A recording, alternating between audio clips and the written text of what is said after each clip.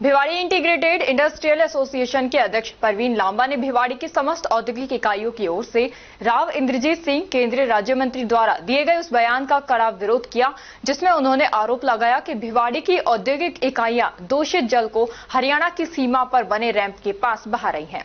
बीआईआईए भिवाड़ी अध्यक्ष प्रवीण लांबा ने आयोजित प्रेस कॉन्फ्रेंस में कहा कि भिवाड़ी राजस्थान राज्य का एक प्रमुख औद्योगिक क्षेत्र है एवं राष्ट्रीय राजधानी क्षेत्र का अभिन्न हिस्सा है। हरियाणा राज्य की सीमा से बिल्कुल सटा हुआ है। विशेष रूप से ताउडू से धारूहेड़ा तक की सीमा पर दोनों राज्यों की भूमि से प्राकृतिक जल बहाव होता है। हाल ही में हरियाणा प्रशासन एवं केंद्रीय मंत्री राव इंद्रजीत सिंह द्वारा यह आरोप लगाया गया कि राजस्थान से औद्योगिक अपशिष्ट बहकर हरियाणा में प्रवेश कर रहा है और अब राजस्थान का एक बूंद पानी भी नहीं आने देंगे, जैसी कठोर बयानबाजी की गई है। बीआईआईए ने मंत्री के बयान के तथ्यों के आधार पर पूर्णतः असहमति और आपत्ति दर्ज कराई है। लांबा ने मीडिया कर्मियों से बात करते हुए कहा कि भौगोलिक ढाल और प्राकृतिक जल प्रवाह भिवाड़ी क्षेत्र का प्राकृतिक ढाल पश्चिम ताउडू से पूर्व धारूहेड़ा की ओर है। इस क्षेत्र में बारिश का पानी प्राकृतिक ढाल के अनुरूप हरियाणा की ओर बहता है। भौगोलिक स्तर पर लगभग 11 मीटर की ऊंचाई का अंतर है, जो जल प्रवाह को निर्धारित करता है। मेरे मीडिया के साथियों का धन्यवाद व्यक्त करना चाहूंगा कि आप समय समय पर भिवाड़ी की आवाज जो भी इसकी समस्या है उसको उचित प्लेटफॉर्म पर उठाने का प्रयास करें। और जो कल ये मुद्दा हुआ है जो कल हरियाणा की भिवाड़ी के अंदर उसके अंदर हमारे भारत सरकार के मंत्री राव इंद्रजीत सिंह जी ने बड़े मन से ये बात कही है कि भिवाड़ी का जो गंदा पानी है वो हरियाणा की तरफ आ रहा है, जबकि भिवाड़ी के अंदर उद्योगों का जो भी पानी है हमारे यहाँ पे ऑलरेडी CTP 10 MLD का बना हुआ है और जितना भी भिवाड़ी इंडस्ट्रीज का पानी है वो क्लोज कंडूट पाइप के थ्रू सारा CTP पर जाता है और CTP से वो पानी ट्रीट होकर वापसी इंडस्ट्रीज को चला जाता है। और जहां तक बात है हरियाणा में पानी जाने की, हो सकता है पहले के वर्षों में कभी इस तरीके की समस्या रही है, लेकिन आज की तारीख के अंदर भिवाड़ी की इंडस्ट्री का एक बूंद पानी भी बाहर नहीं जाता। और जहां तक बात है राजस्थान के अंदर पानी की समस्या को लेकर, क्योंकि ये एक नेचुरल स्लोप है 14 मीटर का हरियाणा की तरफ, और जो भी बारिश का पानी हो नेचुरल स्लोप के तहत हरियाणा के अंदर जाता है। और NHI की गाइडलाइन है, उस गाइडलाइन के तहत क्लियर उन्होंने मेंशन किया अपनी गाइडलाइन के अंदर कि किसी भी NHI के अंदर जो नेशनल हाईवे है उसके ऊपर कोई भी अवैध निर्माण नहीं किया जा सकता। जबकि हरियाणा की सरकार ने 2023 के अंदर जुलाई के अंदर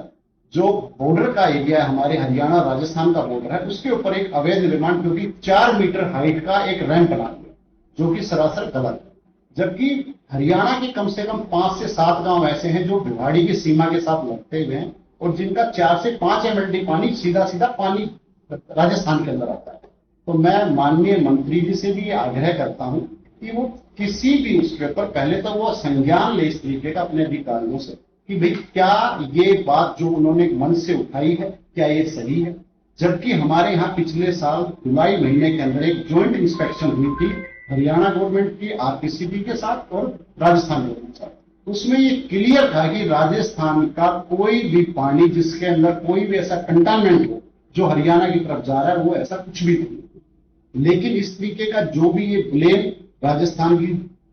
भिवाड़ी के अंदर लगाया जा रहा है वो सरासर गलत। अध्यक्ष साहब, हमने बड़े दुर्भाग्य की बात भिवाड़ी में थी, जनप्रतिनिधि को हमने बड़े चाव से सुना था कि विकास के साथ हमारे बड़े की सुविधा होगा, वो मन पे मौजूद होते हैं अपना पक्ष भी नहीं रख पाते। देखिए ये तो मैं नहीं कह सकता, लेकिन महाराज जी समय समय पर अपनी बात को बिल्कुल ऊपर तक पहुंचाने का प्रयास करते हैं। उन्होंने पहले भी इस बात को उठाया था कि भाई हम इस रैंप को जल्दी से जल्दी हटवा रहे हैं। आज की तारीख में हमारे वार्ड नंबर 1 के पार्षद हैं हवा सिंह, उन्होंने एक पिटीशन फाइल की है कोर्ट के अंदर जिसके अंदर भिवाड़ी के सभी एसोसिएशन और सभी सहयोगी संस्थाएं उसके अंदर शामिल हैं और उसकी डेट लग भी चुकी है। अभी 24 जुलाई की उसकी डेट है। देखते हैं उसके अंदर NHI ने खुद ही ये कहा है कि भाई हम इस रैंप को हटाने के लिए प्रयासरत हैं और वो खुद एक एफिडेविट कोर्ट के अंदर फाइल कर रहे हैं। अध्यक्ष जी क्या कहेंगे कि जब ये चुनाव हुए तो जो यहाँ से विधायक भी हैं उस समय वो चुनावी मैदान में थे, तो आपके साथ एक होटल में मीटिंग हुई थी, सभी मिनिस्टर्स मौजूद थे। कुछ इसी तरह की जिम्मेदारियों को ध्यान में रखते हुए आप सभी को एक मंच पर लाने का प्रयास था। आपकी बड़ी उम्मीदें थी कि कुछ चीज को लेकर के जो समस्याएं हैं वो शायद कहीं खत्म हो, लेकिन अब वो चुनाव भी जीत गए हैं, 1.5 साल निकल गए हैं, ऐसे उम्मीद लगाते हैं। क्या लगता है कि जिन समस्याओं को लेकर आप साथ कर रहे थे क्या वो होने की गुंजाइश है? देखिए महाराज जी और भूपेंद्र जी हमारे बहुत ही आदरणीय, हमारे भूपेंद्र जी मंत्री भी बहुत स्ट्रॉन्ग मंत्री, और उनका प्रयास है, क्योंकि कुछ समस्याएं ऐसी होती हैं जो बहुत जल्दी सॉल्व नहीं होती, जिनका प्रयास लॉन्ग टर्म में होता है, और उसी का ये प्रयास है कि 24 MLD का एक सीट STP यहाँ पर बनाया जा रहा है। उसमें समय लग सकता है, और वो इसी उसके लिए है ताकि हमारे यहाँ का कोई भी पानी किसी भी तरह का, चाहे वो सीवरेज की बात करें, चाहे हम वो इंडस्ट्रीज की बात करें, हरियाणा की तरफ ना जाए, उसके ऊपर ऑलरेडी प्रयास चल रहा है।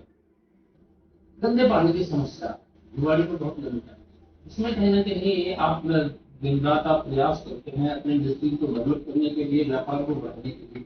लेकिन गंदे पानी के कारण एक कहीं ना कहीं गंदों का दाग भी भिवाड़ी पे लगता है और आपकी मेहनत को भी कहीं ना कहीं फर्क पड़ता है। जनप्रतिनिधियों का लगाव इस तरीके से देखते हैं कितने यहाँ संविदा है, क्योंकि बाबा साहब एक बात क्यों कह चुके हैं कि अब की बार जल भराव की स्थिति हुआ है, कोई मेरी गारंटी नहीं है। देखिए शायद मेरे ख्याल से आप भी देख रहे होंगे कि बाबा जी भूपेंद्र जी जितना पूर्व के अंदर जो भी यहाँ से चुने हुए प्रतिनिधि थे, शायद इतने दौरे उन्होंने लिखे जितने की लोगों के बीच में रहते हैं। तो इनका पूरा प्रयास है कि यहाँ की जनता की जो भी समस्याएं हैं, चाहे वो औद्योगिक क्षेत्र को लेके हैं, चाहे वो यहाँ के रेजिडेंशियल क्षेत्र को लेके, उन समस्याओं का समाधान निकालने का प्रयास उनकी तरफ से किया जा रहा है। लेकिन हो सकता है उसके अंदर कुछ समय लग रहा हो, लेकिन इस पे हमें